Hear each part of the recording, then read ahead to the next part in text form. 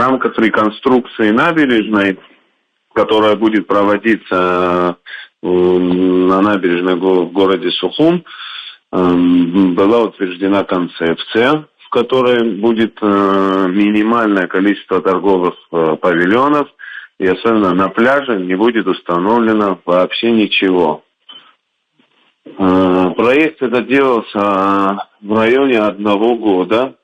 Мы с каждым собственником, с каждым арендатором на протяжении всего этого времени общались, предупреждали, говорили, что вот в рамках реконструкции набережной, которая начнется с 15 октября 2025 года, все павильоны, все торговые точки, все игровые автоматы, которые там есть, они должны будут быть демонтированы. Нет, какое-то количество, конечно же, предусматривается небольшое. Там, допустим, сейчас их в районе, там, по-моему, 70 или 80 точек торговых объектов. В рамках реконструкции предусмотрено 30 всего торговых объектов, будет проводиться конкурс, открытый, честный, такой же, как вот по концепции набережной.